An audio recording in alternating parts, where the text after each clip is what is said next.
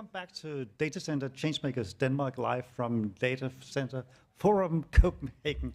In this episode, we'll focus on energy availability, hybrid IT, and I think this is very, very exciting, subsea data centers. I know this is a kind of science fiction, but it's actually taking place. My name is Noah Reddington. I'm a political commentator. This is Datacenter Changemakers Denmark.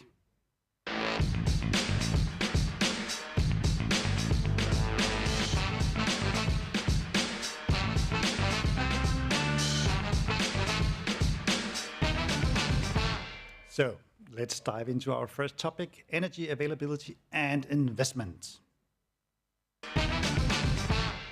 Wow, all these bumpers.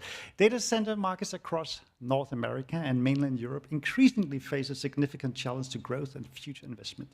Access to electricity. How can Denmark in particular continue to capitalize on its competitive energy advantages and generate new investment opportunities in the coming years? With me are the guests.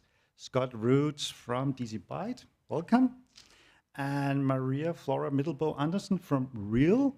And Alberto Ravagni. Ravagni.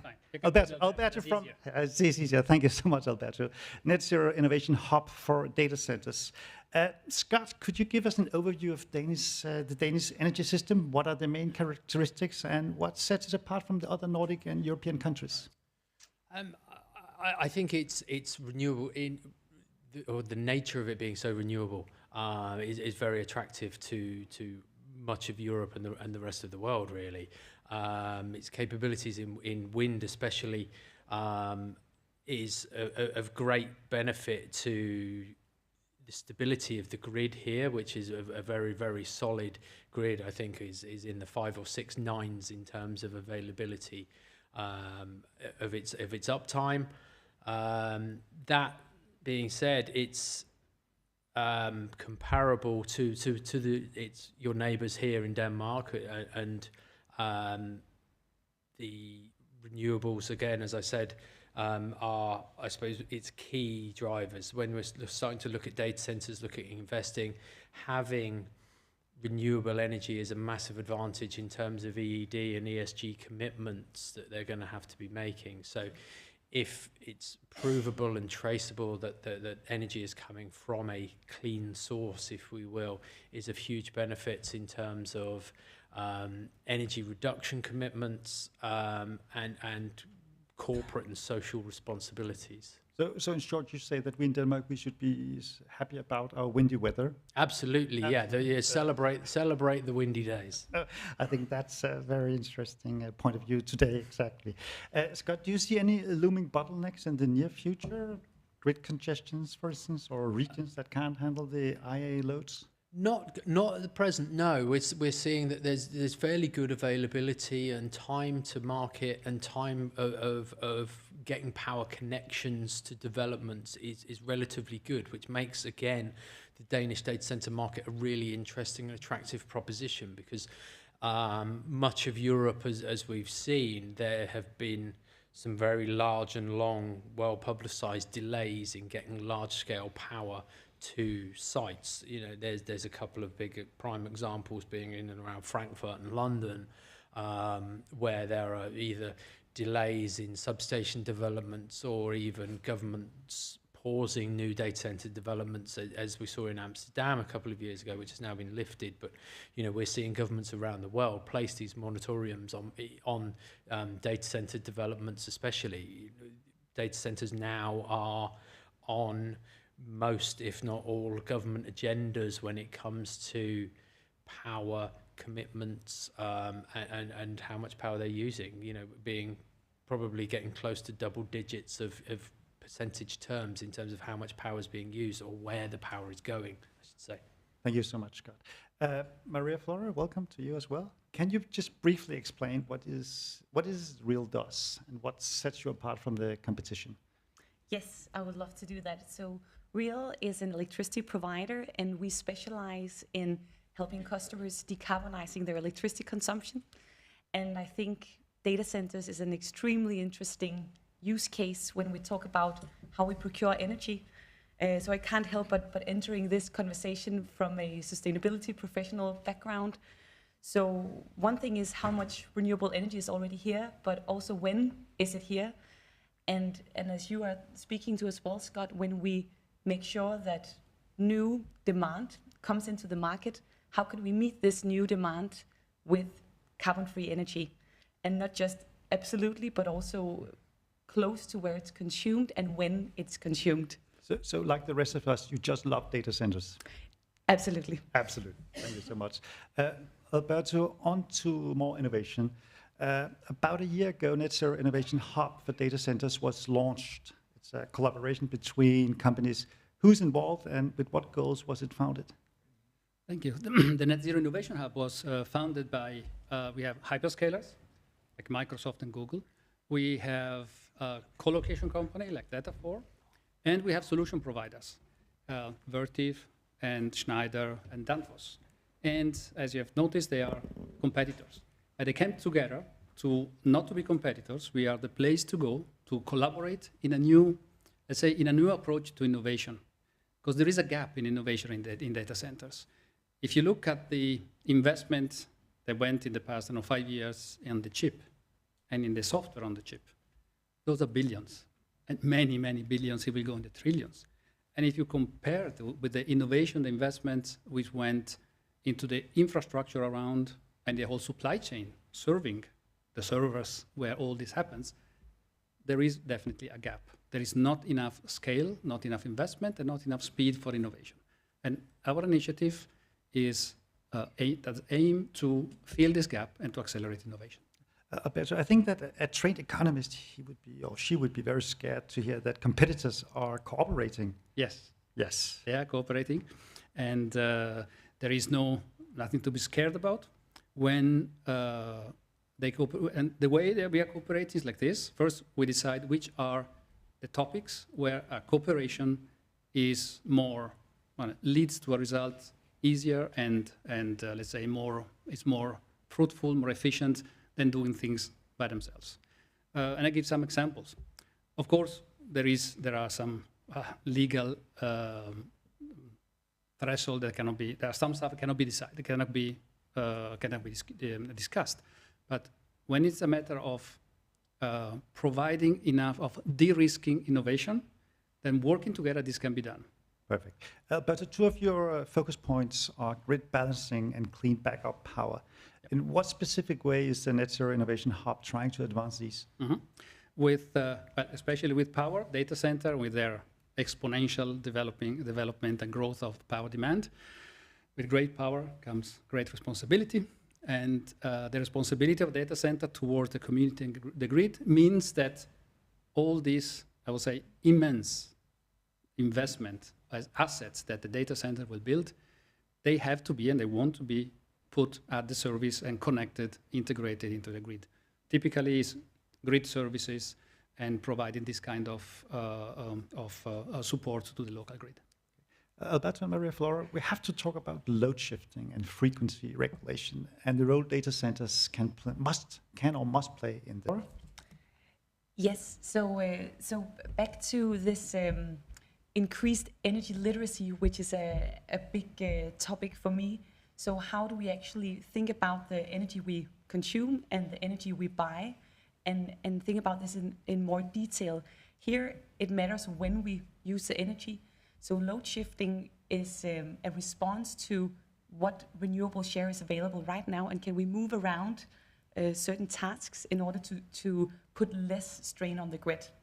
So maybe I'll give the frequency regulation to I think Alberto. that's a good deal, frequency regulation for you, Alberto. Okay, well, without going into the detail of the energy service markets, there is a short-term, longer-term, so things that happens in milliseconds, seconds, minutes, and longer. And typically a data center has all these under very, very strong and solid control. But the look is towards the inside of the data center. What we want to change this perspective and look outside and see how much of these assets can be used for the community. Typical example is using the UPS and especially oversizing the batteries of the UPS to be able to do some load shifting and some frequency regulation in the shorter term. These are the kind of things that are, I would say, immediately available, and that's where the collaboration comes. If the data center, let's say the driver of demand, agree on standards, that makes the supply chain more solid, that enables investment in the supply chain, and enable lower cost and higher growth and innovation. So, thank you, Alberto. So what will the electricity grid of the future look like? To get a glimpse of things to come, we spoke with Auke Hoekstra, Program Director, Neon Research at the Eindhoven University of Technology in the Netherlands. He's an expert on, amongst others, the energy transition. One crucial component in this, according to Hoekstra, will be batteries. We ask him why. For the first time in history, you're going to stop burning fossil fuel, biofuel, and we're going to turn to electricity directly. And now, for the first time in history, we're going to be able to store that electricity. And now we have lithium batteries that have become about 15 to 20 times cheaper in the last 20 years. But more importantly, maybe even, last also about 10 times longer than the first batteries. That really is a game changer for example, the electricity grid. Production is increasing exponentially at about 60% per year, and I think it will keep doing that for another 10 years or something, and then we will have a lot of batteries because exponential growth goes very fast. And for every doubling, we see the price decreasing by about 26 to 28%, which is, if you know these kind of curves, very dramatic. Basically, what we are seeing with batteries is very similar to what we have seen with solar panels, but it's going even faster. I have extrapolated the trends of the last 10 years until 2100. Often extrapolating trends, like I did with solar panels, electric vehicles, batteries, etc., is a much better predictor than our so-called experts. Our energy use in 2100 for data-related usage for data centers will grow with a factor of 50. That's a lot. But at the same time, computing capacity grows with a factor of 15 million, and our communication capacity grows with a factor of 5 billion. This total amount of energy will be 10% of our energy. What people often don't understand is we have energy aplenty. We get 10,000 times the amount of energy from the sun that we need on average. So the problem is not we're running out of energy. The problem is also not we're running out of raw materials, plenty of that. The problem is we have to figure out a new energy system. Actually, the internet is a very nice example of how this system could work. For example, the border gateway protocol that routers use to basically look around and say, hey, who can transport my package? That sort of dynamism is exactly what we would preferably need in an electricity system. Actually, the people who should listen the most, people at the grid operator, find it very hard to imagine this new system with batteries, and especially people who know something about how the internet became what it is. These are the people who find this very intuitive and are able to immediately place it. And I hope that a lot of people listening will take my message to heart and act on it. Wow, I just love this guy. We will, of course, publish the whole interview on our website. All of you, any thoughts to share Hoekstra's vision? Scott, you've been quiet for more than 5 minutes. I know, it's the first for everything. No, I mean, a lot of what I'm not going to argue with anything the gentleman just said. I think a lot comes, and there was a talk earlier on in the day about the responsibility of the user, and in the power that we're using in these data centers is not just for storing cat videos. We need to be more creative and socially responsible about what we're using these big data centers for. Okay, thanks. Hoekstra, he might say that we have a lot of energy, like unlimited energy. We do not have unlimited time. I'm so sorry. So, just final question for all of you. What needs to be done to reach 24/7 carbon-free energy? And this is a big question, and you have like 30 seconds each, and we start with you, Alberto. Okay. I will start with the answer that is a collaboration between all stakeholders in the system. Like I would say for the internet is a great example of something which has been enabled by collaboration and creating standards. So if the data center, the energy producer, the battery producer. By the way, battery is one of the solutions. Many others will be needed, together with all the other stakeholders, utility, government. That cooperation will make this possible. Okay, Scott? Yeah, I'll touch on the government part of that. I think the buy-in has to come from that kind of level down, to enable the commercial to be able to come up with the developments and the collaborations between each parties. As you said, batteries and other methods of storage and distribution will become apparent as people are given more license, should we say, to be more creative and talk and work with each other. So Maria Flora, and final, like 24/7 carbon-free energy, it's all up to you. I'm gonna echo the value chain collaboration, and I'm actually gonna stress the symbiosis way of thinking. So we should think of data centers along with electricity providers and others to be allies of the energy system and making sure that we can keep that stable. Thank you all. Let's give them a round of applause.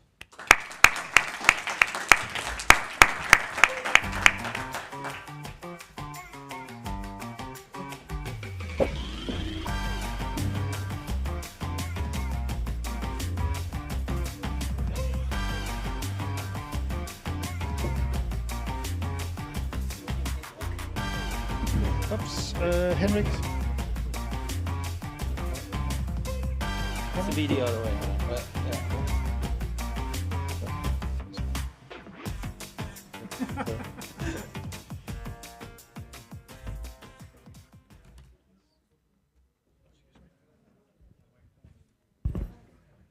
So, welcome back.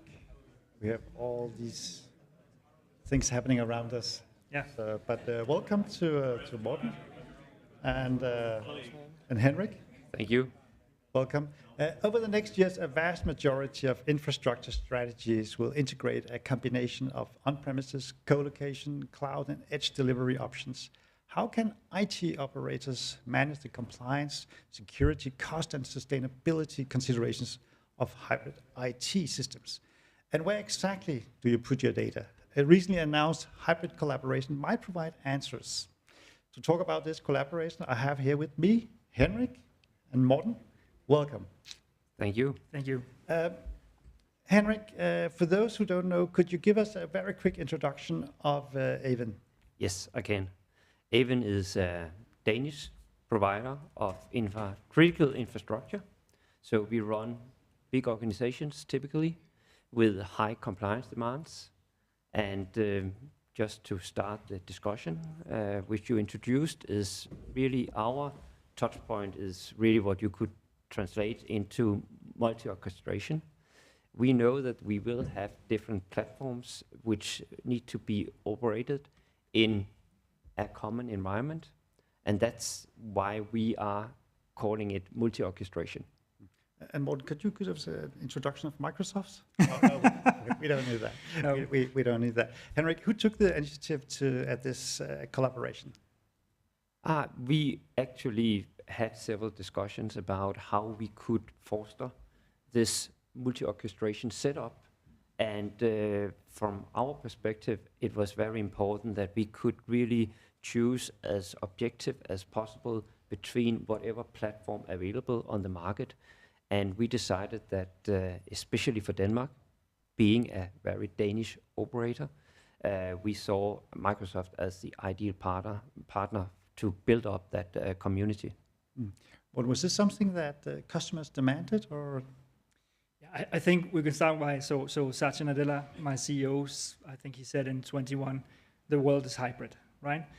So I think it is our express belief that if you want to accelerate the digital transformation, you need to be able to seamlessly operate the different parts of the infrastructure in the best possible way.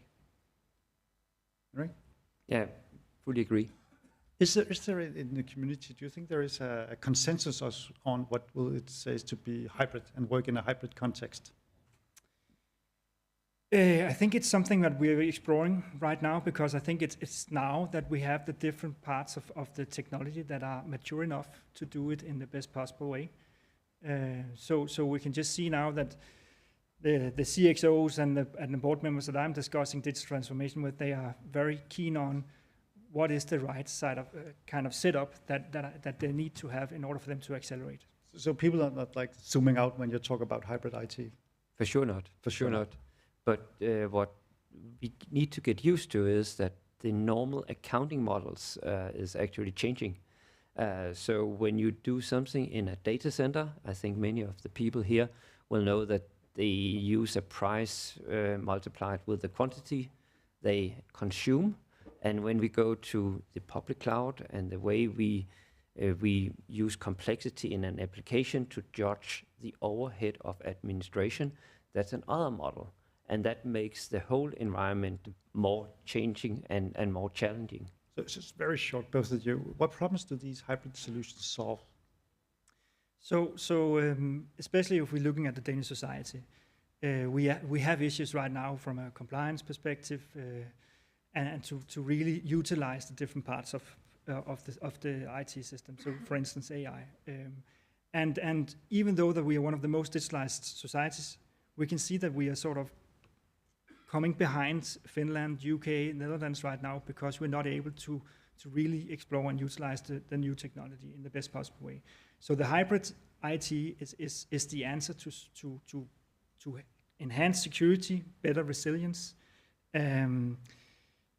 faster innovation, and seamless orchestration. So you're saying that they're way ahead in Finland and Sweden when it comes to hybrid IT? Finland, UK, and the Netherlands. Right now, they are. I think they are better at utilizing the AI. Henrik? I would say I'm not really familiar with whatever is going on in Europe as a total perspective in innovation, but from our standpoint, it's really about what is reality. And the reality is that you will orchestrate a lot of different platforms, mainly grouped into 3 buckets, what we normally call on-premise, a shared platform, often called a private cloud, and then public cloud. And these 3 needs to be orchestrated in a way where it's an optimum for the organization using them. What are the ups and downs for your clients here? I actually think if you take the 3 platforms into consideration, there's only upsides in really optimizing these 3. I think that the challenge is really to find out where does it make most sense over time to place your applications. And what sort of clients benefit from this type of solution? I would say that I have not met an organization which didn't get benefit out of it. It is just the 2 of us. So. I know. Yeah. But if you really look at, then it's more about the distribution between the different options. Some applications needs to be on-premise. That's a fact of life. Others have a big advantage in getting into public cloud because due to scalability, due to accessibility. So it really depends on the scenario which you're looking into. To both of you, will there be customers not using hybrid in IT in the future? That depends on the customer. I think within the regulated industries, the finance sectors and the public sectors, this is the way to go. Yeah, I think we will see it in more or less every industries. You will find examples where somebody is in a so special environment where they want to keep everything from themselves, but that will be really the exceptions. Is this an exclusive collaboration, or will Microsoft work with other Danish companies as well? So I have 3,500 partners right now. So I think it's important to stress that Microsoft is a partner-driven company. So that's one of our differentiators also in the market. So no. What is the most important thing to happen now in terms of developing hybrid IT and to roll it out? The most important thing to have? Yeah. Yeah, I think it's a matter of now. I think the time is now. I think we can see that with the customers that we are engaging in the dialogues with, they are sort of ready and mature, and they are also, they need to really speed up the digital transformation journey they are on, and this is one of the answers. Henrik? Yeah, you can always discuss the timing, but we can see a huge interest to have that dialogue nowadays, and sometimes it turns out to a big transformation. Other times we take smaller steps in a hybrid direction. But I cannot foresee in 3 years, I think everybody will have a smell of hybrid IT inside their organization. Thank you. The time is now, and with that, we have to wrap up this discussion. Thank you both. Have a round of applause. Thank you so much.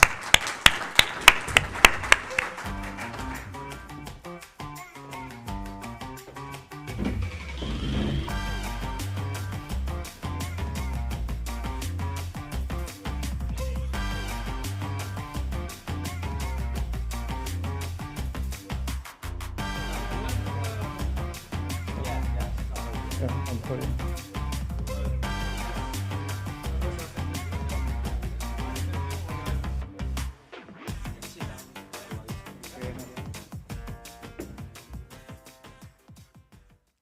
So.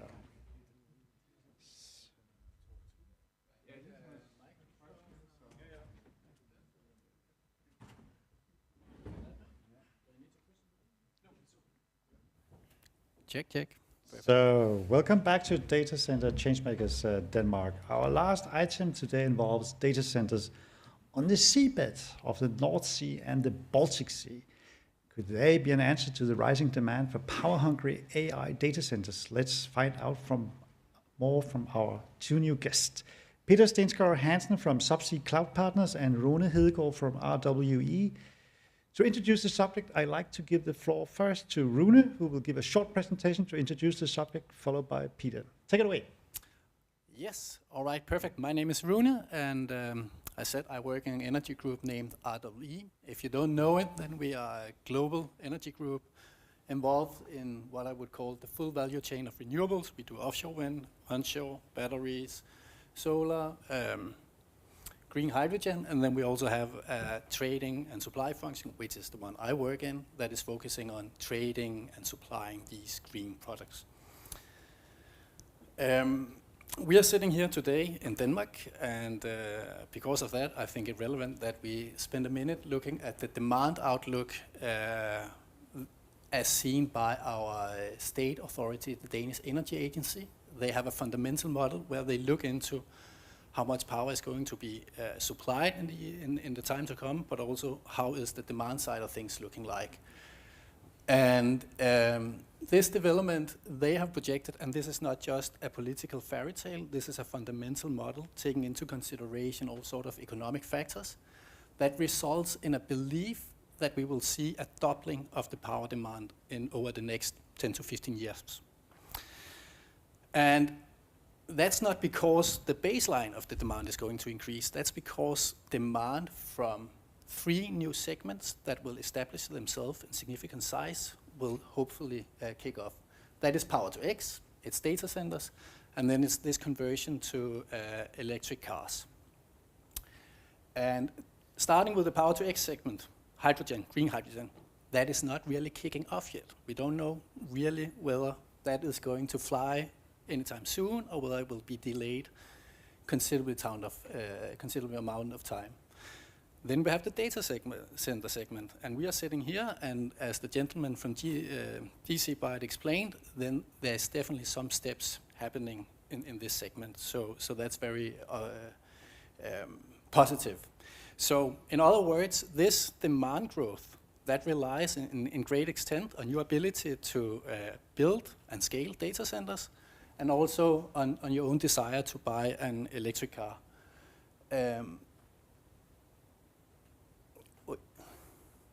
But if you have to realize this super wild demand growth, where we are doubling the electricity demand in Denmark, then at least the only way I see that to be feasible, that is by looking at supply service coming from offshore wind. And as the gentlemen from DC Byte also explained, Denmark is in a favorable position for that, but there's also a kicker. And that figure that was mentioned, that in 2030 there will be 18 gigs of offshore wind available in Denmark. In a really realistic world scenario, I would more say that is 4 to 5 gigs, if we are lucky. So that is quite an indication that there is some sort of potential for getting the industries of ours connected closer to each other, being the energy developer industry and the data center segment as a prime off-taker of green electrons going forward. If you look at this graph, then it looks very dark blue here. It is actually transparent, but that's not really possible to see here. So below the dark line here, there's actually also the blue, light blue line, which is the offshore annual production profile. If you convert that into a baseload volume, which is the volume data center needs, they need stable, reliable energy 24 hours a day, then offshore wind offers quite a good match, actually above 50% just from the pure offshore profile. If you mix that with solar and other onshore, other renewable, potentially bringing in some storage into the mix, then you can achieve above 90%. If you base data center supply and consumption solely on onshore, for instance, that baseload match is already falling to below 40. If you rely on it from solar, that baseload match is between 10 to 20%. So it's all about combining these technologies in order to deliver a suitable supply profile for the data center segment. I also understand that there's been some gentlemen from at North today explaining that they are building a big facility, 250 megs of consumption capacity, if I remember correctly, and they will co-locate it with onshore wind and solar. And here's another news flash. That's a very good idea, and I'm all supported. I'm very much supporting it. But looking ahead and think about that you have to achieve maybe 50 of such projects to realize this demand expectation, then you're running out of land, and social resistance will sooner or later catching up to that, making it nearly impossible to deliver such co-located projects. So you have to look offshore. Offshore will always have to be part of this consumption supply. And here's the problem. Offshore wind takes a lot of time to develop. It takes roughly 10 years, maybe a bit shorter, maybe a bit longer. And the time where offshore developers need to commit a few billions euros, or dollars, or tens of billion euros on building some gigawatt scale projects, there the data center developers have not even started their project development yet. So if data center developers want to have green electricity available for this scaling of the industry, we also need to have an earlier stage commitment from data centers already engaging in the early stage project, offshore wind project development phase.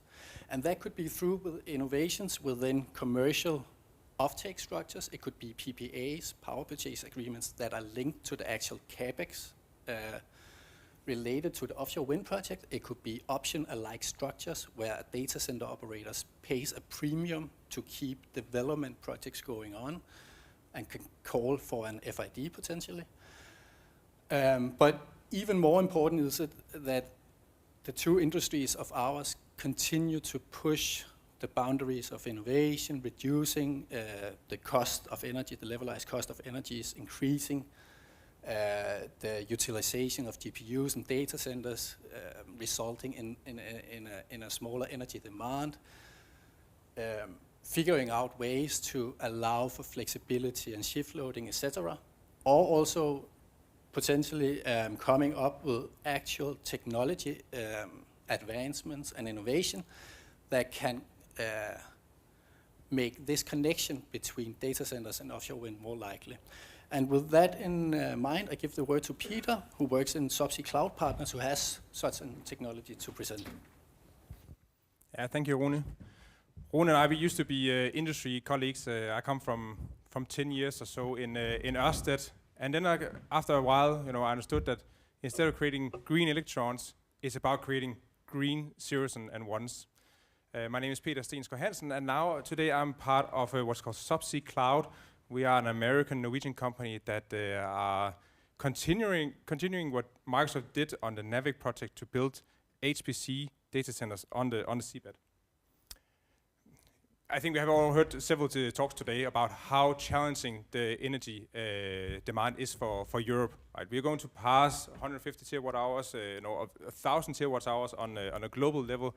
17 million households equivalent CO2 emissions goes to cooling of European data centers. There's no value, just cooling of European data centers, 17 million. So Denmark, Norway, Sweden, Belgium, Holland, all households together for cooling of data centers. At the same time, the TSOs cannot follow. Right? There's last Grid for Speed report saying you must double your investments into the grid, but there's no money for that. So I think what we have always done here in North Europe, we have looked to the sea, back from the Viking Age, but maybe more seriously from the 70s, where we saw the first Norwegian oil and gas platforms. And we have developed offshore technologies that have been able to export and amaze the world. In the 2000s, offshore wind came as the next part of the energy dilemma. And we believe that in this decade, we will see subsea data centers dealing with the next generation of problems. So just really short, so we are developing and deploying globally data centers on the seabed to use the natural cooling of the sea for the cooling of the HPC data centers, but also to be really co-located with offshore renewables, giving the TSOs a living chance to meet the energy transformation.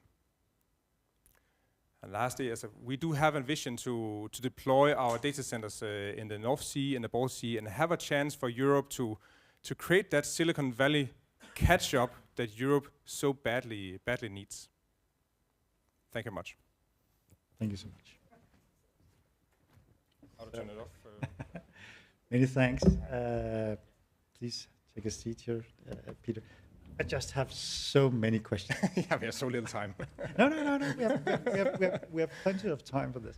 I have to ask, what will happen with the water around these in the seabed? Like, is the water going to boil or? Okay, I think people have to go back to the school of physics. So first of all, thank you very much. Yeah, thank you. The sun heats the sea every day by gigawatt. As the sun exposes the sea for a massive amount of heat. And the other thing is, we also remember from our physics, is that water, all materials love to go to the gas form. Water loves to turn into a cloud. So when water meets energy, it evaporates. And that requires a lot of energy. So that is the mechanics that we use. So yeah, there's a little, around a few centimeters, there is a heating, but the water will try to, turn into a cloud. So the North Sea is not going to become like the middle? No. And I think maybe in this context, is also relevant to keep in mind that cooling water is not a new thing. It has been used at power plants over the last 50 years. And you could say, on a one-to-one comparison, those power plants are going to close. Maybe they can be replaced by data centers who kind of... And these data centers, where you put them, like just next to the beach or in the harbor, or how far? Well, we will start in Denmark in the harbors. Due to permitting, it is under the Ministry of Traffic and not the Ministry of Coast Agency, like the Coast Agency. But we want to place us in the North Sea, co-located with offshore wind, like the RWE wind farms. That is the plan, and that is where we are best fitting here. So what about maintenance? What are any technical problems? Yeah. The immersive cooling technology enables us to sustain the hardware for much longer than traditional air-cooled. But yes, it is not for everyone. They will be put down on seabed and they will remain there for 3 years. So it's only for large-scale hyperscalers that can afford that some of the capacity will not be accessible until the next maintenance cycle. So they should either become data scientists or divers. Yeah, we use robots for that and try to, that's also safety matter, to use robots instead of humans to dive down. It sounds awfully expensive. Well, it's not, because our pods are mass produced as a prefab. The land is, we don't pay much for the seabed, right? Offshore technology is so advanced in North Europe that yes, of course the vessels are expensive, but we've also been able to optimize cost from offshore wind, from oil and gas, to really reduce costs, get efficiency in, also in our maintenance. Yes, I know your old colleagues, right? Well, we are these industrial colleagues, yeah. Okay, so Rune, you meet Peter like 10 years after, and he comes up with this idea. Like, and maybe you thought maybe he would start reading Jules Verne novel, or what was your initial reaction?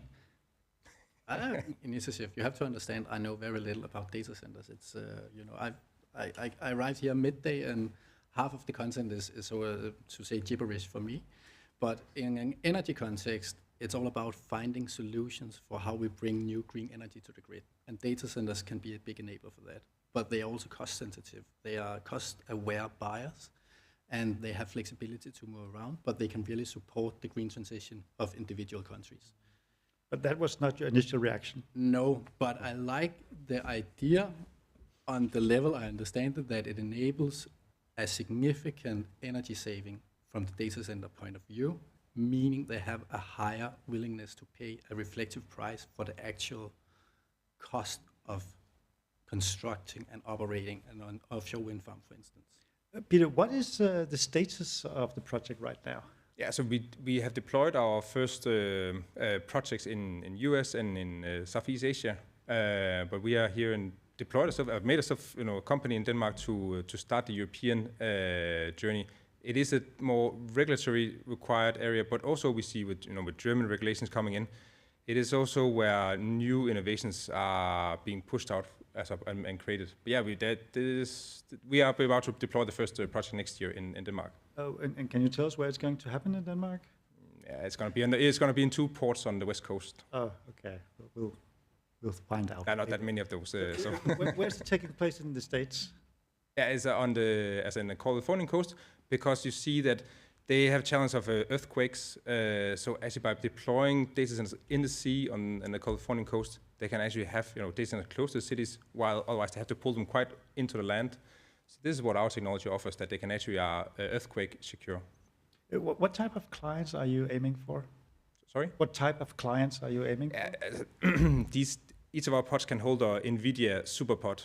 So our pods are affordable and easy to maintain, but as the hardware inside is incredibly expensive. So it is for the very picky and specific buyer that puts it in. But in Denmark, we will try to do something else. We think we will try to use it more as a normal data center. We see new technologies come in for AI that is not as costly as our training ground, NVIDIA training ground. NVIDIA training ground. Yeah, that's training cluster, right? Training cluster, yeah. That's a nicer word. We've been speaking about the vulnerabilities for critical seabed infrastructure, subsea infrastructure, in this talk show before. Think about sabotage, like we had this thing happening 2 years ago in the Baltic Sea with Nord Stream 2. Is that something that is on your mind? Yeah, it is. And I would say it's hard to steal one of our pods because it weighs 60 tons. I mean, you need to really bring a barge and you will be noticed. But yeah, you can of course come down, you can cut the fiber cables and so on, but you can do that everywhere. And that is on a NATO level. I also work with that space. It's a challenge for NATO. There are 3 countries around the world that has placed demolition equipment around all fiber cables in the world, I dare to say. And yeah, I don't know what to do about that. I don't know. What do investors think about this? Because it is a high-risk environment right now. Yeah, but and that's the journey we're on, right? As we're trying to convert also the industry, saying, you do not need to go and hug your servers. You need to accept that it could be placed in a liquid. That's the journey we're on right now, to convince hyperscalers, colos, normal private cloud users that this is going to be the future, because the next generation from NVIDIA can only be run in this type of technology. So be ready for that, and that's also what NVIDIA tells the industry. Rune, you're not a data center guy. You just said that. I think that's very courageous of you to say in this audience. But what are your, when looking at this project, what do you think could be the biggest obstacles? It's certainly getting the approval track right. Understanding what sort of approval does such a project require, how to obtain the approvals, getting different stakeholders on board. And I think that's applicable certainly for a subsea version of a data center, but the same also applies for data center facilities of, let's say, 500 megs, 1 gig installed capacity on land. That is also not something that you just take online. So you consider the data centers, the subsea data centers, as the future? I cannot really say yes or no to that. I think it would be a welcoming alternative to on-land data centers, and I think if it could improve the economics of the projects and also take some of this potential social resistance, which this build out will face sooner or later in congested areas, then it would be a neat alternative to have to build online. You say social resistance. Can you just elaborate? I think if you get in touch with any sort of onshore wind developer who has tried to get more onshore wind capacity online in a Scandinavian North European context in the last, let's say, 5 to 10 years, then they can all vouch that it's not so easy. As soon as these facilities increase in size and they need to be located close to let's say, a small village or something, then people start to voice their minds. The politicians takes actions, and it can cause great delays in the projecting phase. So you think this social resistance should be part of data centers risk analysis and where? I certainly think it already is, but and I know from the energy side of things that's very much part of the risk analysis when you are considering new projects. So drop it in the ocean. Sorry? Drop it in the ocean. Drop it, yeah. Drop it in the blue ocean, you could say, in business terms. Drop it in the blue ocean. Yeah. Peter, if you could make a prediction, what percentage of data centers will be subsea in 2050? In 2050? What about like 2 years from here? We'll give you 2 years, and then we take 2050. Yeah. I think in 2 years we will have half a gigawatt placed in the sea. In 2050, you just see as again that immersive cooling comes in, that drives hardware developers to think new ways as well, because suddenly they have access to a whole new infrastructure for the density of their hardware. How much? There will still be room for traditional land-based for storage, for low demand work. I don't know. With AI, I don't really want to dare to say that, because I mean, if everyone has an idea here, then raise your hand, because what is the AI bubble really is gonna burst, or is gonna continue? Do you think Denmark is a good place, our shoreline is a good place to put this kind of infrastructure? Yeah. As we look at the TSO map, and you also see that in Germany and as along the coastline, someone has decided to put commit 150 gigawatts in the North Sea, without giving the TSOs any chance to be able to export that energy. I do think Denmark and the whole North Sea coastline is ideal for this technology. And I do think whether you're land-based or you're sea-based, you must look at that opportunity. Or speaking what Rune says, it will come. There will be a massive energy build-out in the North Sea. Place your data centers at the coastline. Help the TSO to solve their problem. So it's even better here in Denmark than in Norway? Yeah, because there will be, RV built a tour project, right? 1 gigawatt in North Sea that has to be exported somewhere. Yeah, there will be a lift in the capacity in the western part of Jutland that has no demand. Well, that's why they build a hydrogen pipeline now, but will that come and so on? As there's so much uncertainty, because someone has plans of the North Sea without having the following energy system in place. Well, From an energy perspective, I agree that the Danish west coast, the northern part of the German coast, that is some of the locations that are offering the best potential for low levelized cost of offshore wind energy. It will certainly be more costly in Norway. Peter and Rune, thank you so much, and good luck with this creating a silicon seabed. I think that's such a visionary project. Unfortunately, we have to wrap it up for now. I would like to thank all my guests for their insights, and all the viewers tuning in online for joining us at Datacenter Changemakers Denmark. For everyone here in the room, we invite you to the drinks reception in the expo hall. Thank you for a wonderful day, and see you soon in Stockholm on December 5th.